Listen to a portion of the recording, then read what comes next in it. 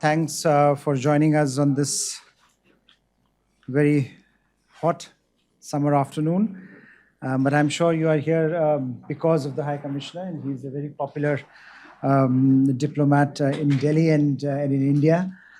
So we are very grateful that he could make time for us this afternoon as part of our Diplomat Diaries monthly initiative. And we have the pleasure of and honor of hosting Excellency Philip Green for this month's edition.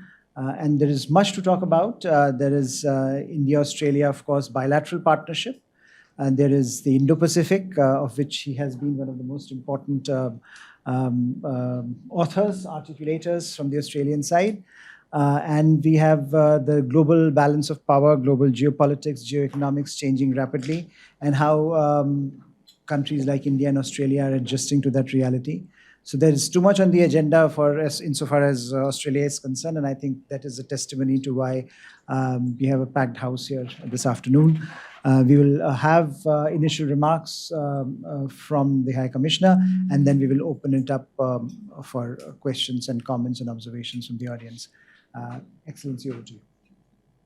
Well, good afternoon, Harsh, and indeed a full house. Thank you all very much for joining us. I thought at first, Harsh, that the reason there were so many people here was your good looks and the quality of your aftershave. But then I realised that it is very hot outside, and you have good air conditioning here. So No, it's all you, sir. look, there are, as you said, there are a number of things that we could address. I'm going to focus pretty hard on the security scene. There's an economic kicker at the end, but as you say, I've had a lot to do with Australia's engagement in the Indo-Pacific, so I thought it would be most worthwhile if I focused on that. And the first point that I want to make to you is that although the world is currently awash with security challenges, be that full-scale land war in Europe, and devastating conflict and terrorism in the Middle East. And although Australia has a level of focus on those things, and they are important to us, and we have useful things to say about them, and you might want to ask me in Q&A, the key point I want to underline to you is that Australia's focus on the Indo-Pacific has never been so complete. And so I think this is a group of talks called Diplomat Diaries. Our diary is full of the Indo-Pacific. And although you could chart on a graph the level of Australian engagement in its region as opposed to the world over the past 30 years, the period that I've been a diplomat, you would find that even though there has been steady increase in our foreign and security policies focus on the Indo-Pacific, or as we used to call it, the Asia-Pacific, we are now definitely at a new high. So what is it that has changed this? There's something that's the same. And the thing that is the same is the level of potential prosperity and opportunity that Australia can glean from its region. We remain enormously optimistic about the economic future of our region and what that can mean for our businesses, for Australians who want to travel, for human experience with other people in our region. But what has changed is the very substantially increased level of strategic risk. And so now we live in a region which is clearly experiencing superpower competition. We see boundary disputes intensifying. Close encounters between our militaries in flashpoints are increasing. As a direct result, I think, of superpower tension, we are seeing rules and norms being twisted and bent and occasionally broken. the risks of a cataclysmic conflict have increased, while measures for maintaining a country, that is the most challenging set of security dynamics that we have faced in 2 generations. And as part of it, we see that China is undertaking the biggest military build-up that the world has seen since World War II. And that military build-up is happening without transparency or without strategic reassurance. China has had territorial disputes on many of its boundaries for a long time, but the way in which it is managing those can now be described as forceful. And we are seeing unprofessional and dangerous behaviour in the air and in the sea. And in fact, Australia has specifically experienced that, with most recently our Navy divers in international waters being subject to sonar pulses that could have been very dangerous. China is also undertaking very frequent military exercises in the Taiwan Strait. So fundamentally, because of these greater level of strategic risk, we require a new level of effort. And we have a sense of the sort of region that we want to shape. And that's a region where the large and the mighty don't dominate the small and the less mighty, where no nation is dominant and nations don't feel dominated, where laws and rules and norms shape state conduct, where multilateral and regional institutions give all states sitting together a voice in the trajectory of the region. In short, what we are seeking to establish for our region is a sustainable strategic balance and a region where states can express their sovereignty freely. Now, if I can go one level deeper, Harsh, I want to talk now about the lines of effort, the particular things that Australian strategic and foreign policy is trying to do to try to shape a region in that direction. And the first thing goes back to the first point I made, which is about a focus on this region. So just look at our recent diplomatic diary, an ASEAN summit with our Prime Minister and the leaders of ASEAN, of Southeast Asian countries, the delivery of a Southeast Asia economic strategy out to 2040, an Indian Ocean conference that brought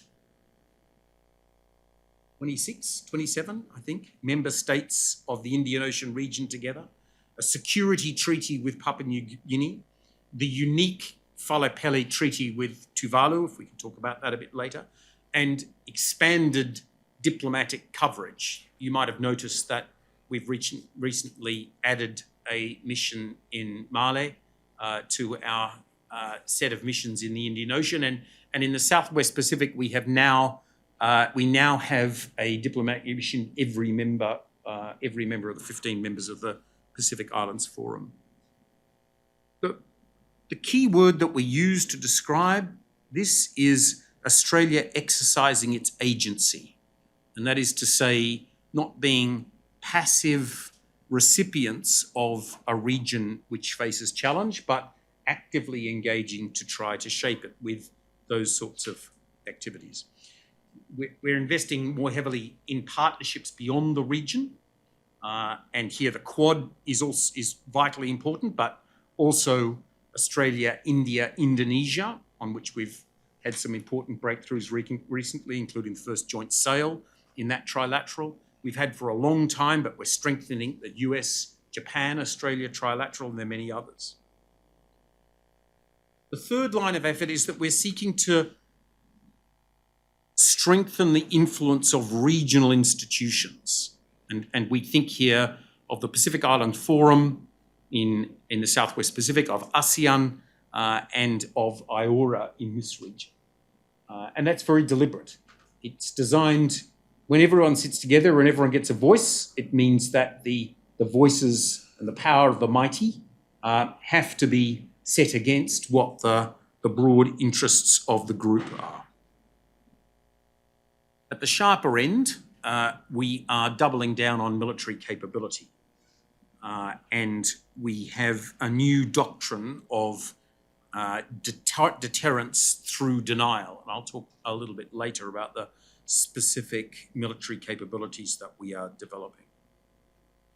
We're speaking out against some of the more 21st century ills of the region: political interference, cyber attack, opaque lending practices, and coercive trade measures. We are deepening our engagement in some of the specific sectors which have a strategic impact. Infrastructure. Australia has become a major proponent of strategic infrastructure, and in particular, telecommunications cables, to make sure that, in particular, the countries of the Southwest Pacific can have access to telecommunications which they can find reliable. But the same is true also of the maritime domain, where our ships and aircraft are continuing to engage in measures to ensure freedom of navigation. Penultimately, we are doubling down on our partnership with the United States, which you may know, for us, a treaty ally, the cornerstone of our strategic policy, and increasingly focusing the effort of our bilateral with the United States on our region, on the Indo-Pacific. So if you think about the long-run history of Australia's bilateral with the United States, a lot of the energy has been taken up by activities that we've undertaken together in the Middle East or West Asia. Now the focus is very much what we are doing in our own near abroad. And finally, and importantly, as part of this effort to shape a region in the direction we want, we are stabilising our relationship with China. You will have seen that we have had a pattern of visits at ministerial level and including prime ministerial contact. We've undertaken that in a way that's been patient and principled and disciplined. It has delivered real results. You may remember that there was a period where Australia suffered serious economic, serious measures by China which impeded our trade. About $19 billion worth of that trade is now back. About $1 billion of it is still constrained. But the important thing about all of this, Harsh, is that we have done all of this, as I said, in a patient and disciplined way, designed not to compromise any of our interests or our national security. So what's changed from our perspective is we now have ministerial dialogue and we now have language about the relationship which is more tempered. And those things are good things. Dialogue is good. Even when you have differences, dialogue is good, and tempered language is always good. Those things have changed, but our strategic assessments of the region and our determination to work with our partners to shape the region remains unchanged. I know you're a hard security guy, Harsh, so I just want to make sure that you understand that if you imagined that Australia was somehow strategically going soft, I'd invite you to consider the following. Our expenditure on defence as a percentage of GDP is going from 2.1% to 2.4%. As is well known, we are acquiring nuclear-powered submarines via AUKUS Pillar 1. And under AUKUS Pillar 2, we are developing better military capability in new fields like AI, quantum, drones, and hypersonics. We are doubling the size of our surface combatant fleet for the Navy. We are doubling the size of the surface combatant fleet. We're spending $15 to $20 billion more on cyber. We're increasing our strategic strike capability, which means we will develop missiles which have a capacity to reach up to 500 kilometres.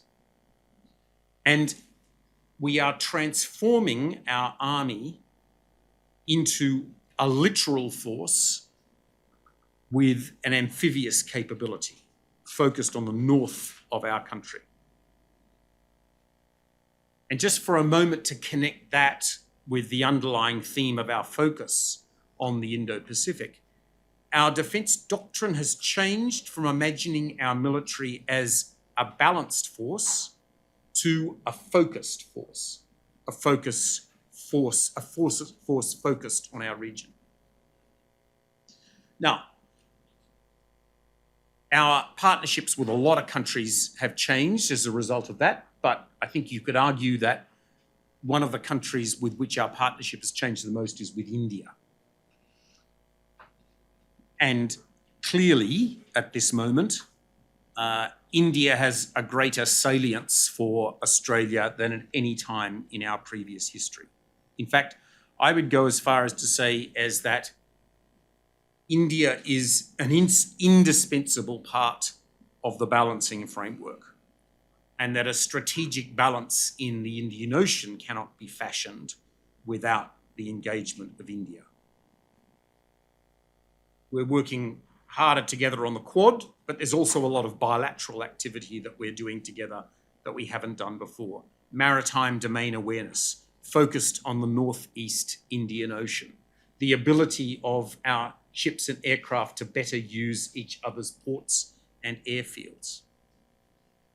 And beyond the defence domain, and this is really important, we see India as a key partner in economic security.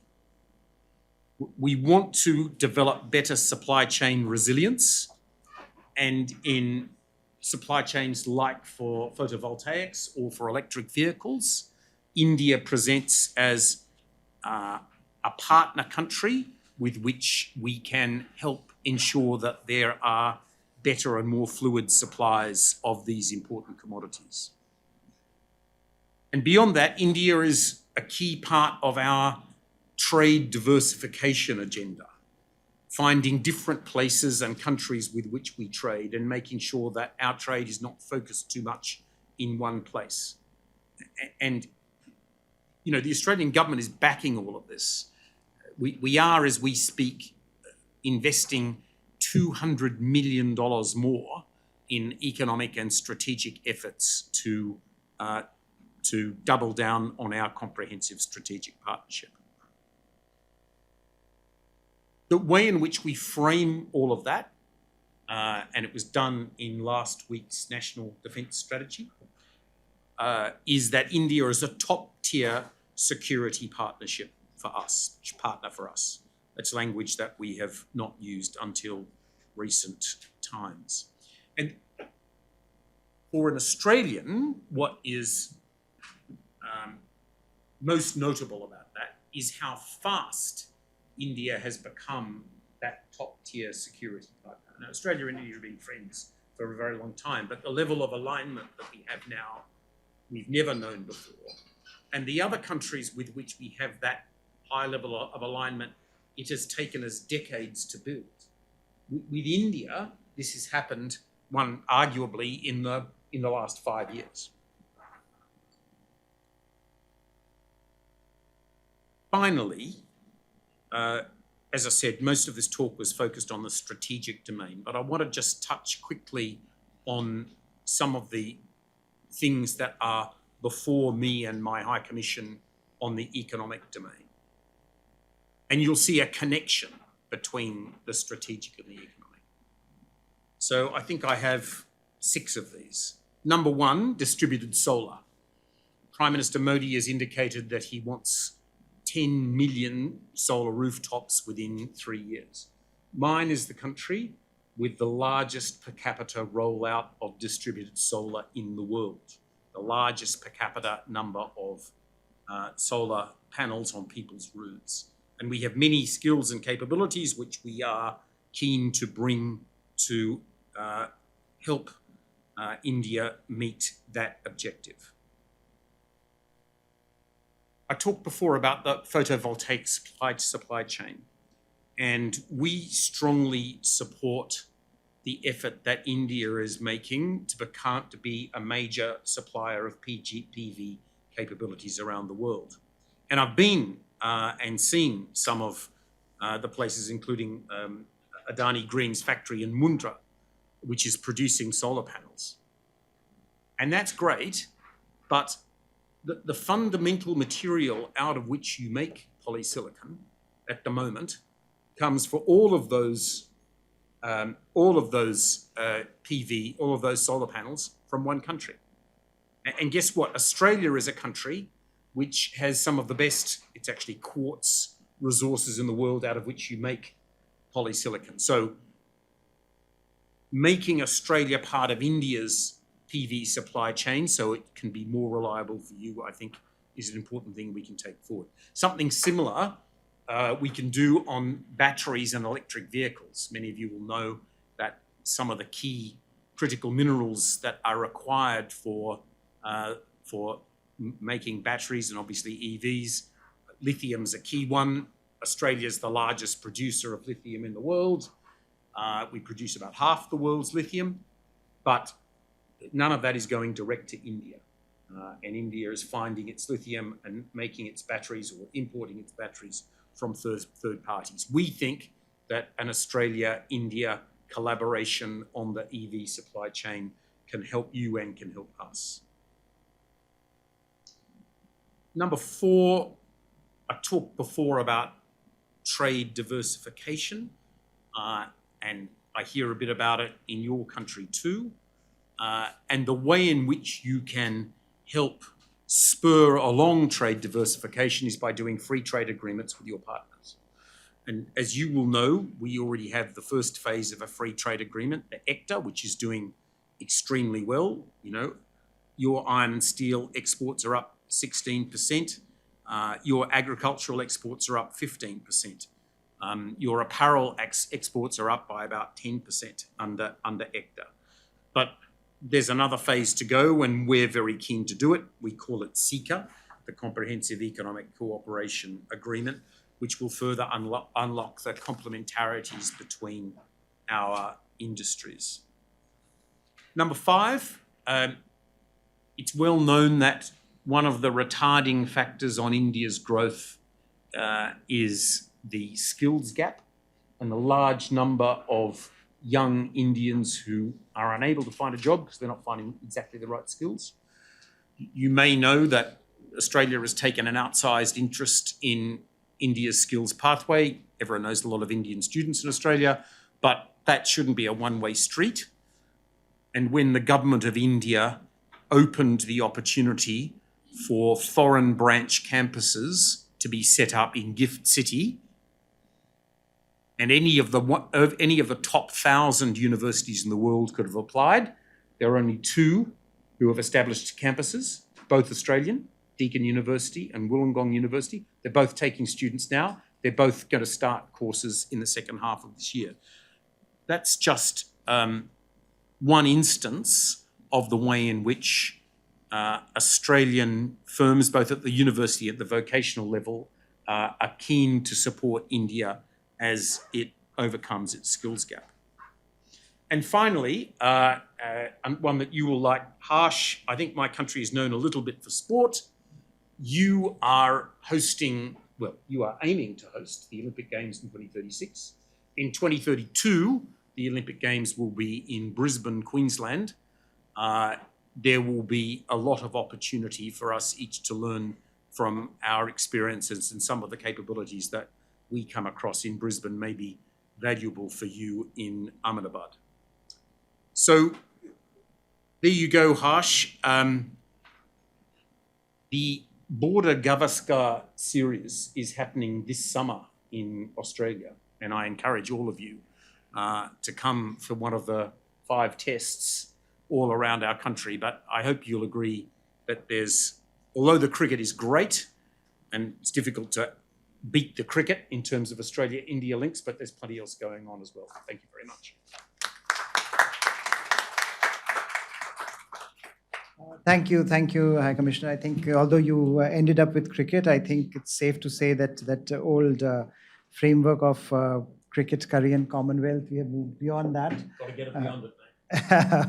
So there is much to talk about, and you have given us so many ideas to think about and to cogitate. I'm sure there will be people who will be talking, who will be raising or making their points as we open this up. I just thought I would start by requesting you if you can delve a bit deeper into some of the things that you laid out.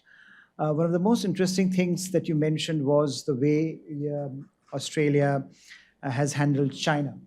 Very interesting, given that the argument being that it's from a position of strength, and some of the angularities in the relationship perhaps have been taken into account as you recalibrate once again the relationship.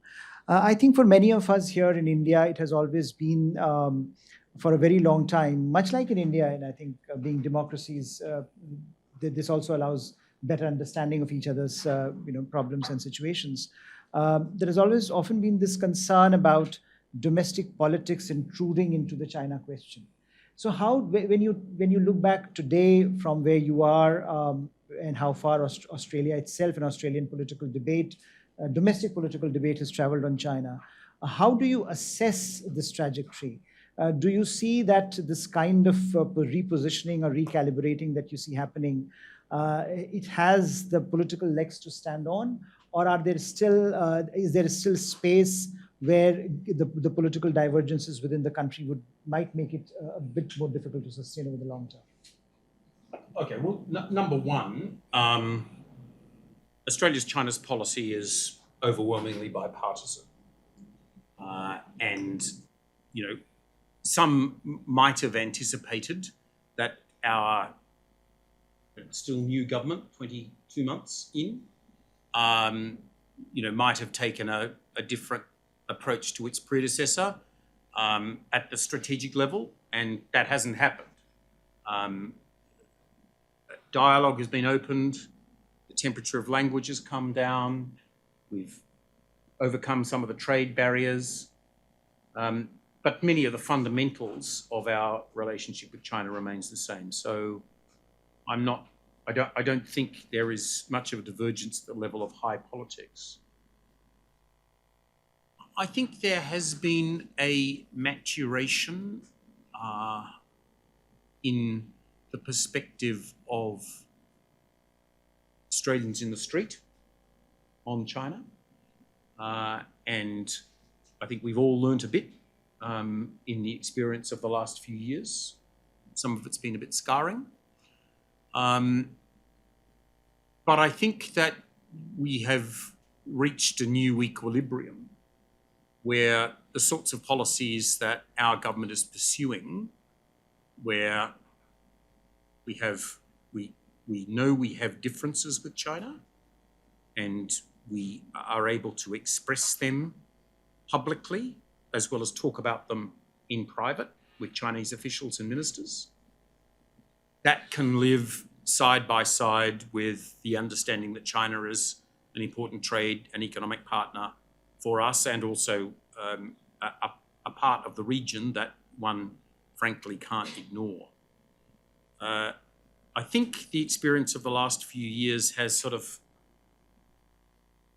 reduced the size of the extremities of the debate and focused the vast majority of Australian opinion around the sort of policies that we've got at the moment. So I'm very confident that that we won't suffer a divergence between policy set at the level of Canberra and the views of ordinary people. Just High Commissioner, taking that forward, given that there has been a big focus on Indo-Pacific and in Indo-Pacific security on the issue of Taiwan, we have, there has been this idea that perhaps what we are seeing in Ukraine also has a resonance in the Indo-Pacific, and perhaps Taiwan can become the front line in that sort of, as China becomes more bullish in the region. Can you give us a sense of the debate within Australia on the issue of Taiwan, and what kind of policy responses do you see emanating from Canberra if really there is a serious situation on the Straits? I'm tempted to say no,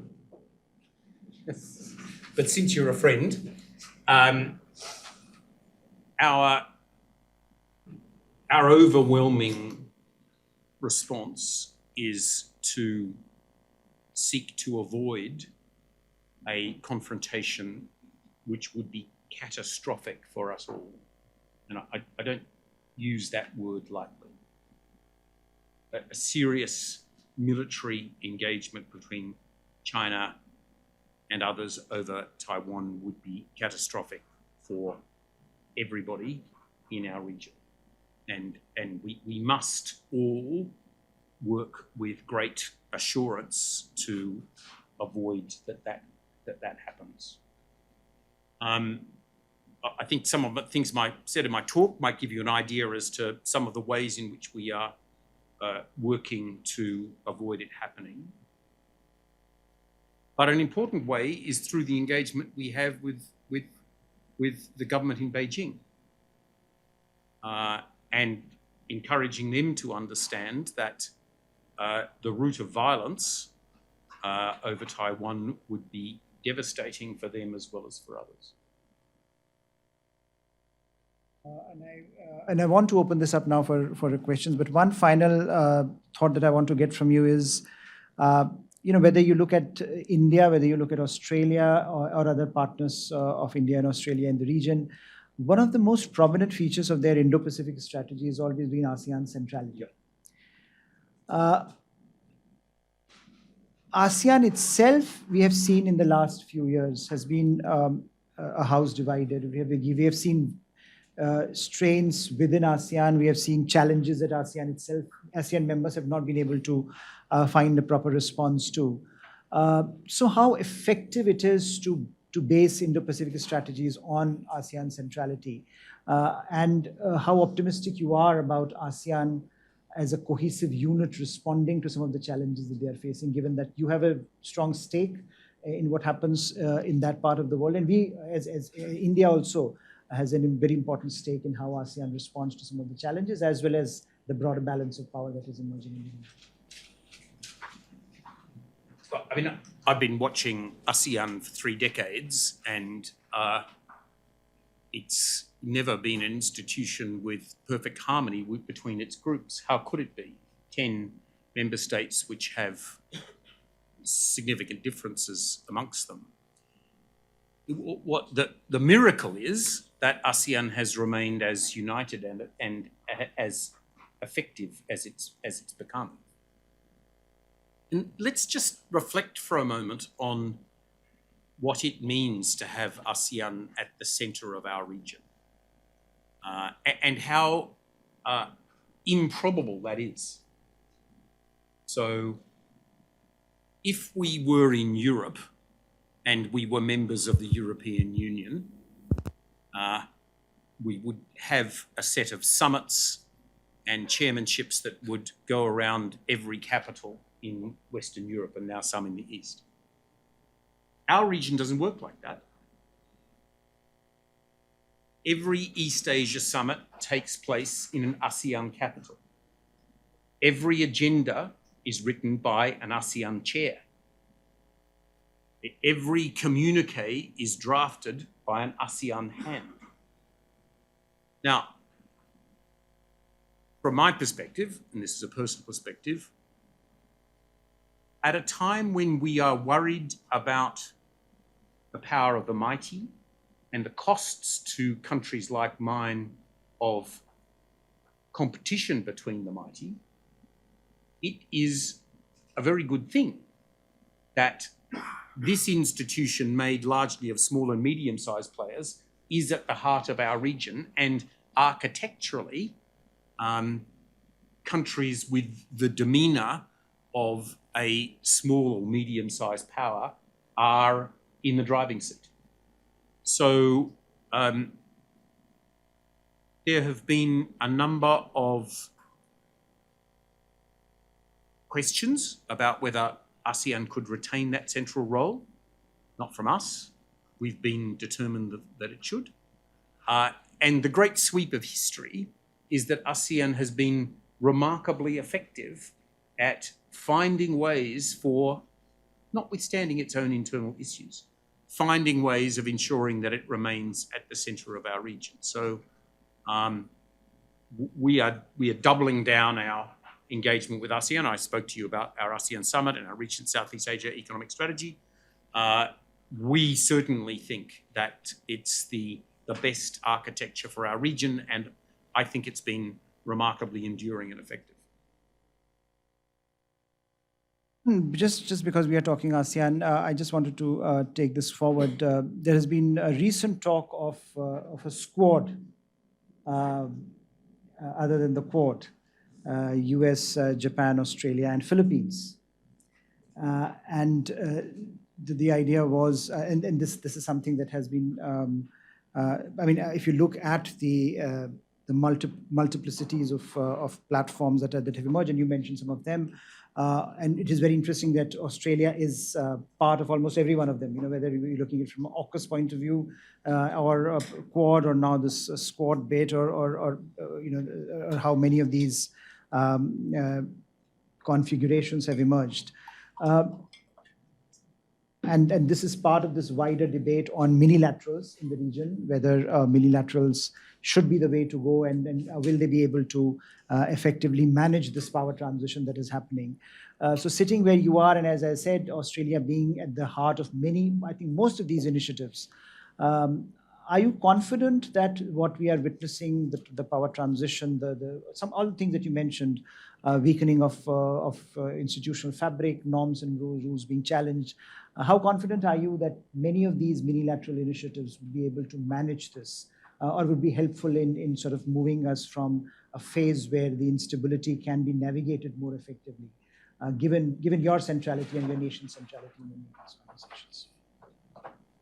Well, I think we've had a really good few years. So I came to this assignment in August of last year. And before that, the time that I was last in India was in 2019, when I was leading the Quad work in Canberra, a range of other things. So I came here on mission to talk to your Quad leaders. But to be perfectly frank, in 2019, the discussion about the Quad was whether the Quad would become the Quad, because at that point we were having meetings of senior officials, not ministers, on the sidelines of other meetings, often no work program, sometimes without statement. Now, you know, sometimes with, but if there was a statement, it's very, very light. And so in those 5 years, we've now gone to leaders' meetings, I mean, with a very substantial agenda, working groups churning out activities underneath them, a whole lot of ministerial forums. We're coming up to a Quad foreign ministerial meeting in a couple of months. And with a work program and a rate of effort which is now mature. That's a pretty big change. I struggle to find another important global institution that's come as far in the last 5 years.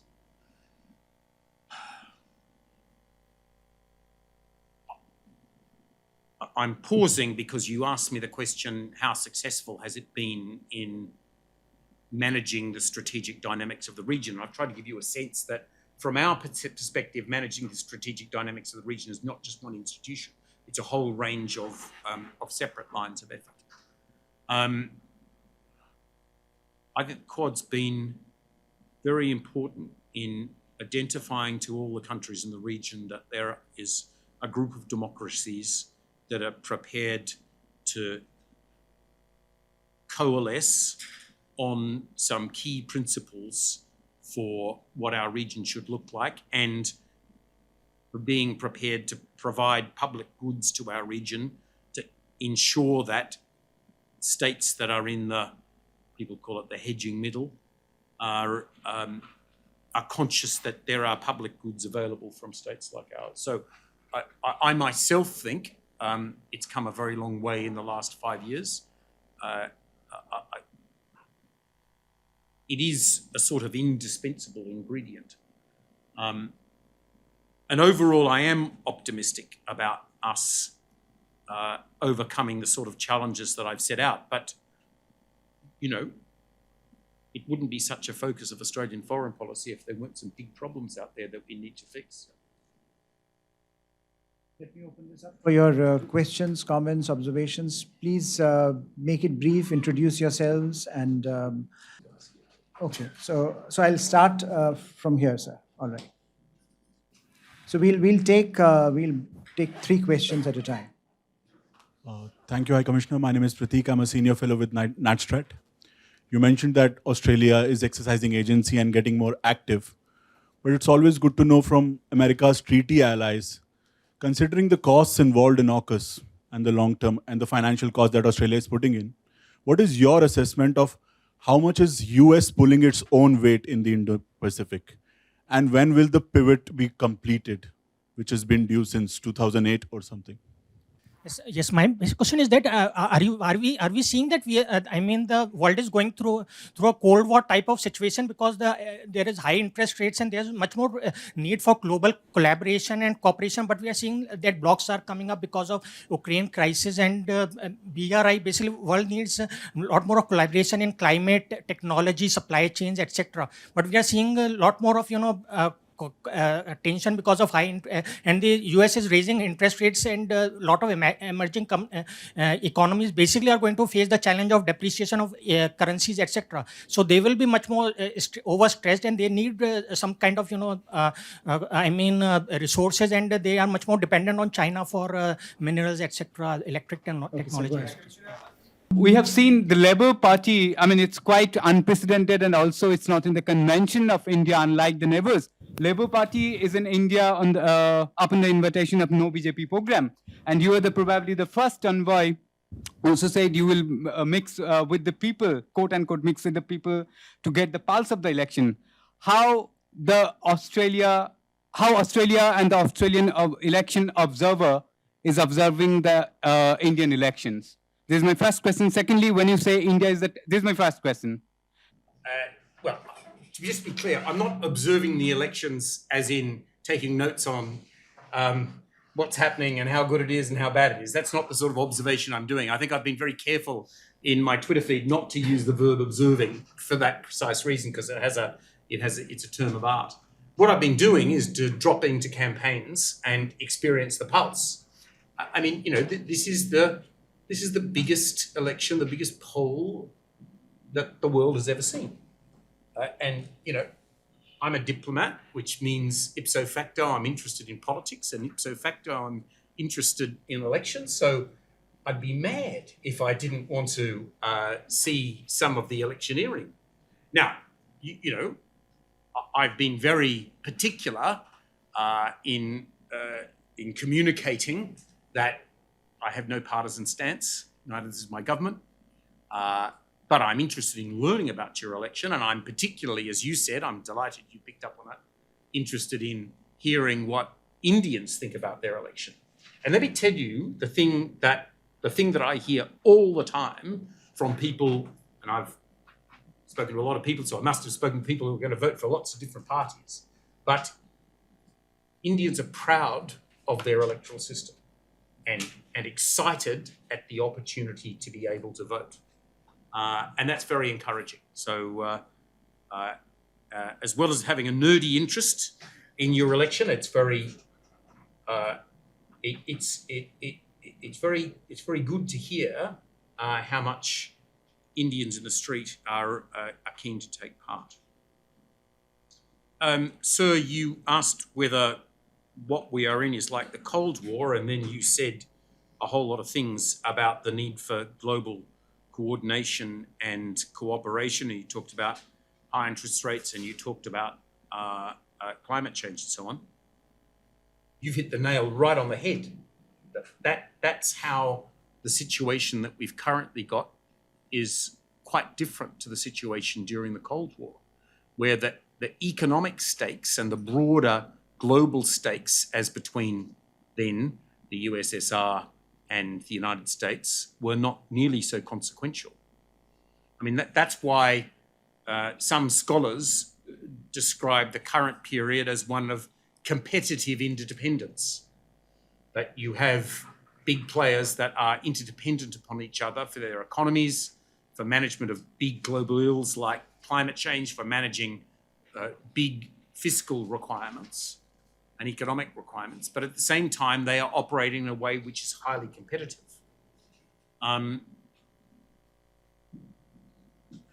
It's very important that the majors find a way of managing that competition.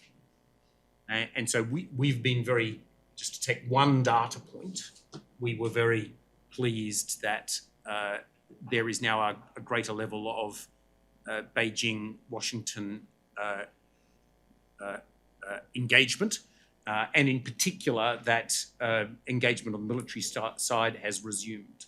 That's important for all of us. But you've put your finger on the complexity of the current moment and the fact that,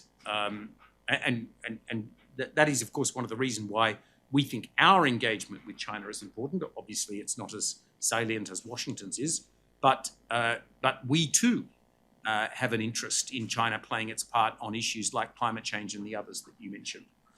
So it's a complex moment in the world that we're in. You, sir, asked about the United States and its commitment to our region.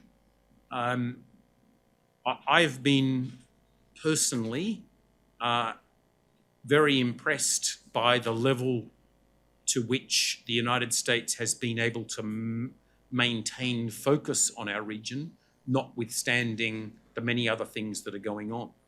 You know, you could have imagined a world in which, where there is a sort of major land war occurring in Eastern Europe, and where there is outbreak of terrorism and now terrible carnage in Gaza, that the United States would have lost focus on our region. But everything that we see is that the Biden administration has been good to its pledge that the Indo-Pacific would be the first and most important part of its foreign policy and security. So we will be a voice in Washington for a persistent and enduring US engagement in our region. But at the moment, we are very satisfied and gratified that the United States has maintained the level of focus that it has.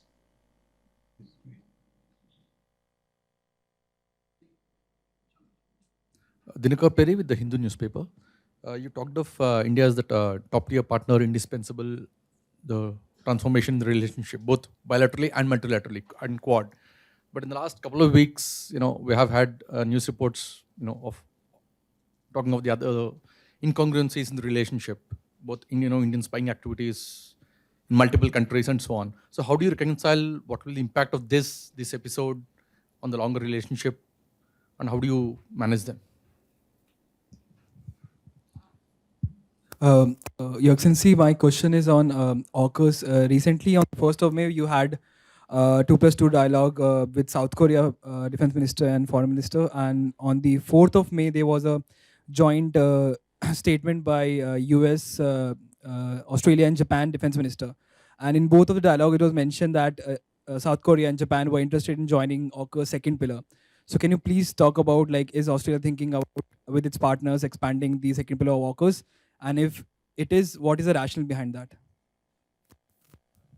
My only point that I wanted to ask is, you mentioned Skill India and skilling industry as one of the key focus areas of the Indo-Australian partnership. But if you read today's newspapers, I was surprised to learn that the Australian embassy is taking a very contrary view as far as advocating Australian admissions for Indian students is concerned. That's my embassy. So I am caught in a catch-22 situation as to what is the real situation, because right now, We're very serious about Australia's role in the next phase of skilling in India. And the long history has been of large numbers of Indian students going to Australia. And that will continue. But it shouldn't be a one-way street. And the sorts of volumes in which Indian students want high-level Australian education will not be satisfied by the number of Indian students who can go to Australia.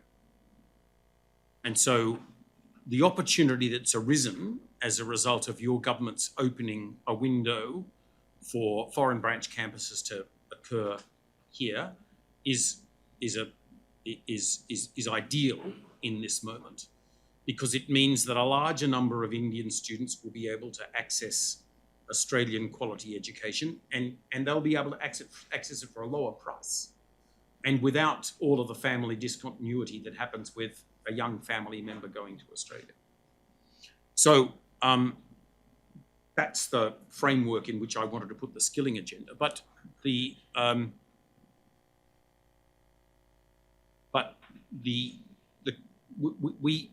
see a continuing bright future in the number of Indian students who will go to Australia. And frankly, I've been a bit surprised by some of the speculation around visa issuing in my embassy. And in fact, I asked to have a look at the statistics myself. And the statistics are very clear that the rate of people succeeding and failing for visas, applying in the High Commission in Delhi for Australia from the first 3 months of this year is barely different to the first 3 months of last year. So, some people say there's been a surge of visa rejections for students. On the statistics I've seen, it's just not true. But in any event, where we are putting our effort is into a greater opportunity for Indian students to be able to get high quality education here in India. So on AUKUS, let's just recall the structure of AUKUS from the start, because it hasn't changed. 2 pillars. First pillar is about nuclear power submarines. And that pillar is exclusive to Australia, the United States, and the United Kingdom. And there is no discussion whatsoever about any other country becoming a part of Pillar 1. Pillar 2 is about developing high-level 21st century capability in fields where all of us need to run faster. Hypersonics, AI. And from the beginning, the rationale has been that we 3 countries would engage on those. But if there were other countries that had an interest and had a capability to bring benefit to the partnership and had the sort of strategic alignment with us that would allow them to work in the cohesive way that we do in AUKUS, then we would be open to that conversation. And as you've seen, the first such serious conversation is going on with Japan. I won't speculate on where exactly that might go or what other countries might be added to the list, but we've been very transparent right from the start that that's what the plan was.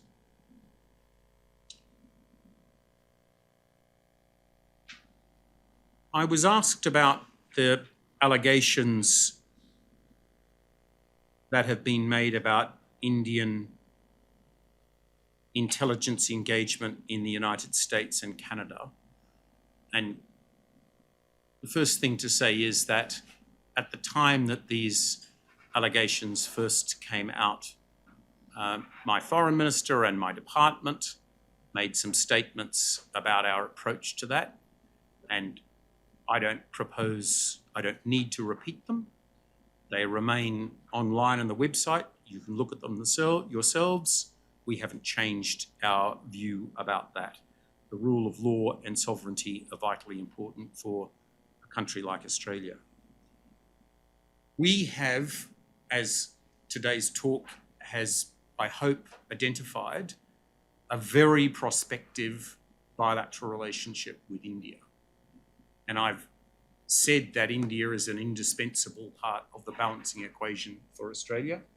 I've said that the trajectory of your economy is something that many of our firms and our governments want to be closely involved in. And I haven't said it harsh, but there's a third driver here, and that's the now nearly 1 million people of Indian origin who live in Australia, nearly 4% of our population.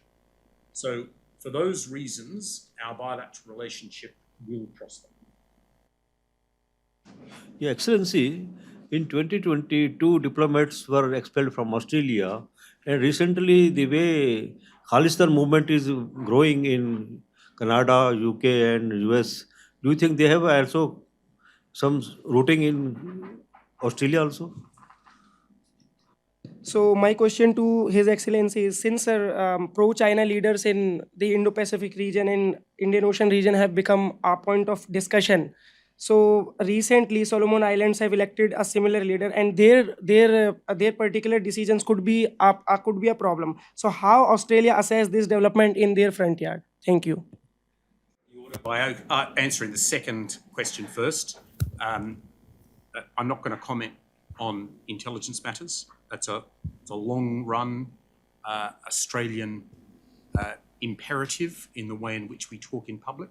We don't talk about intelligence matters, and I've already answered in relation to the allegations from the United States and Canada. I've already given an answer to that question. Look, I think we need to be really clear that the Quad is the Quad. It has 4 members. There are no plans that I know to increase the membership. The question about the way in which countries in our region choose to frame their relations with China is very important. In my talk, I used the term sovereignty a lot. And for us, it's very important that states in our region have the opportunity to make sovereign choices about their own destinies in ways that are uncoerced and without undue influence for others. So it's for the leaders of those countries, especially those that are democratically elected, like those in the Solomon Islands, to make the choices that seem appropriate to them. You know, in the game of football that I follow, rugby league, they say, you know, you focus on your own performance. So the same is true here. We focus on what we can do for countries in the region, how we can make them feel as though a partnership with us makes them more secure, more sovereign, and more prosperous. And a huge proportion of Australian foreign policy is designed to do that and to allow them to make the sovereign choices that they choose. Hi, I'm Kusha from Delhi University. My question again pertains to the ASIO's involvement in India's like spying on India, Indian terrorists spying on Australia. But I'm just curious here about that how far like Australian diplomatic efforts to foster strong relations with India simultaneously acquisition of Indians' involvement in spying on Australia. So what's the rationale behind this apparent contradiction? And as well as has there been any communication with Indian authorities regarding these speculations? Good evening once again, Mr. Philip Rain. Yeah, I quote your statement. You mentioned a phrase that Australia is working on stabilizing its relations with China, and it has delivered real results. And later you mentioned that you are investing 2.4% of your GDP in defense. You're developing AI, you're developing drones, you're developing hypersonic missiles. And if the Australian relations with all of its neighbors are such stable, then what is the motivating factor for Australian government to invest 2.4% of its GDP in the defense sector? Hi. I want to ask why the Quad is not doing more in terms of conventional hard military cooperation. If the goal is to contain China or to provide an alternative to China, why just limit the forum to public goods provision? Thank you. This question, I don't think I can say a lot more than what I already have, except you asked whether we had been in touch with the Indian authorities about this matter, and we have, and that's a matter of public record, that at the time these allegations first came to pass, we had the sorts of conversations that we have with a partner like India. I also want to underline that with any partner, there can be occasional speed humps in our bilateral relationship. But our strategic and economic and people-to-people partnership with India is strong. And as I've said before, I'm very confident that it will go ahead with great velocity in the years to come. I was asked about the term stability. I use it in terms of our relationship with China. A few years ago, our trade relations were unstable with China. Large proportion of our trade in things like seafood, timber, coal, wine was virtually stopped. At the same time, we were experiencing a period where there was no ministerial contact between Australian and Chinese ministers. That was unstable. It wasn't working for us, and we don't think it was working for China either. And so the last couple of years has been a period of building back from that instability, and I don't think there's a country on earth that wants to have an unstable relationship with China, to a level of stability which causes us to think that we've achieved quite a lot.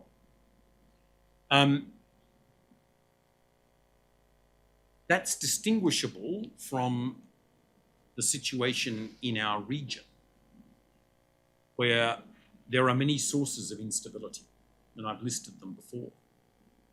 Territorial disputes, potential calamitous military activity, unprofessional and dangerous activities between ships and aeroplanes at sea and in the air.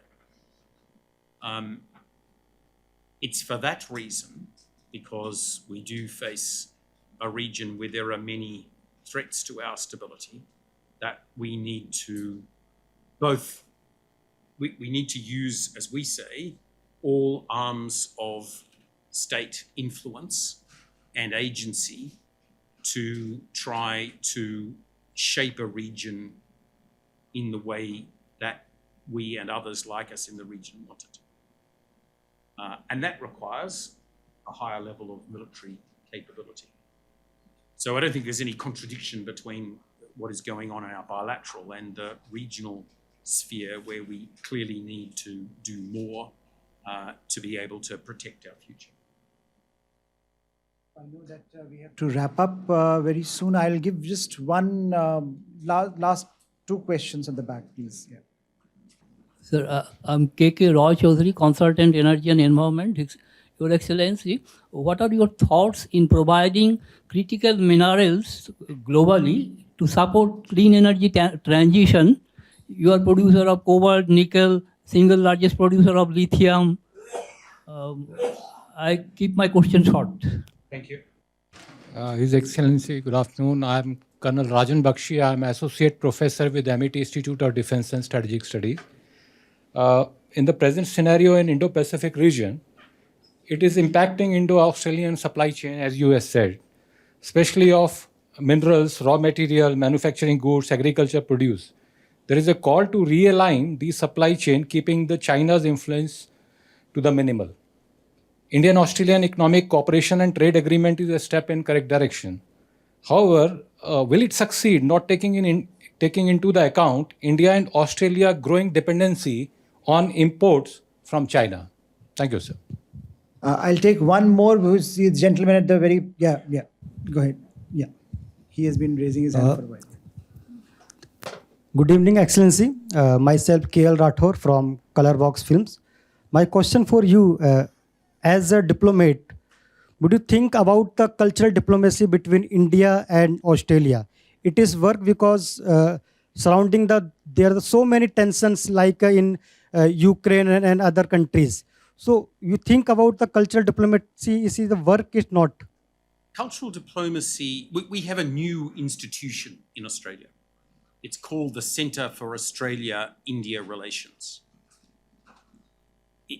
It has been established deliberately because we believe that the large number of people of Indian origin in our country is a big opportunity for our bilateral relationship. And so this institution, which has got tens of millions of dollars of Australian funding, which is headed by two distinguished Australians of Indian origin, now has the main handle on finding ways of engaging between our countries. And they are in the process of settling the next round of what we call Maitri grants, which are deliberately designed to bring greater collaboration between Australia and India. So you're right, we've never been the sort of country that's had a British Council or a Alliance Française, and those institutions have great history. But what we are doing is a bit different. We are focusing our engagement on the way in which the diaspora in Australia can work with our friends in India to strengthen our relationship, and we're very excited about that. The gentleman from the university made a good point about the need for a realignment of supply chains. And that's exactly what we're trying to do. That's what we call the diversification agenda. We think it will build our economic security.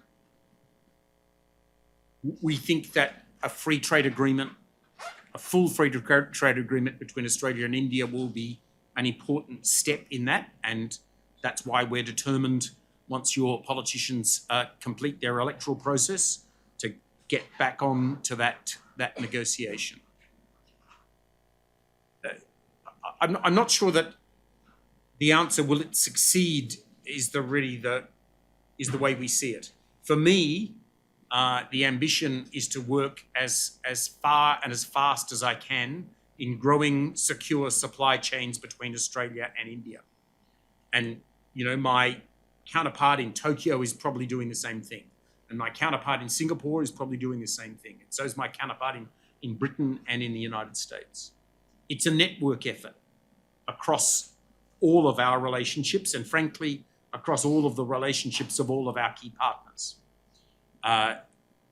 So what the total impact of that will be, it's very hard to say. But I'm very reassured by the level of concurrence that I find at the highest levels of Indian government in our ambition to strengthen our supply chains by doing more directly between Australia and India. And for us, that means concluding CECA fast. And then the other gentleman asked about critical minerals, and I'm very pleased you did, because it gives me an opportunity to say what we're trying to do here. We're operating in two domains. So there is a partnership between the Australian Critical Minerals Office and its counterpart in India, which is called CABIL, and they have identified 5 critical minerals deposits, which are currently being, on which due diligence is currently being done to see the extent to which they're sustainable and the extent to which they will meet Indian demand. But that's not all we're doing. I am deliberately seeking out Indian firms that have a requirement for critical minerals. And every time I find them, the critical minerals they want, as you say, the vanadium, the lithium, the cobalt, are all minerals which are in high proportions in Australia. And I'm introducing them to Australian miners with the objective of them either taking an equity stake or simply being an off-taker of Australian critical minerals. And there's another piece here, because we also want to work between Australia and India in not just mining the raw critical minerals, in case of lithium, the lithium spodumene, but upgrading that in Australia, in the case of lithium, to lithium hydroxide, which will feed more neatly into Indian supply chains. In both of these domains, both the government to government and the government to business domain, I'm getting a lot of traction. And look, mining's a long-term business. And in a country like mine, which is bound by the rule of law and has environmental impact studies and very respectful of the rights of Indigenous people, it can sometimes take a little longer than people want. But the good people are persisting. And final thing to say is, it's good that they're persisting because India's not the only country that's looking for this. I just saw the result of the meeting between our foreign minister and the foreign minister of Germany, who was in Australia over the weekend. Guess what was in the centre of her visit? Critical minerals. If you look at bilateral statements between Australia and the United States, or Australia and Korea, or Australia and Japan, you'll find critical minerals at the centre of it. So I'm pleased that Indians are as hungry for Australian critical minerals, because they'll need to be, because there's quite a demand. Thank you very much. Thank you, Commissioner. As you can see, you have been so good that there are questions that keep coming to you. So, but we have to give it a pause at this moment. And I know that you've been very generous with your time, and you are going on a holiday, on a vacation. So good luck with that. And thank you all for joining us this afternoon. All that's left for us is to give him a big round of applause. Thank you very much.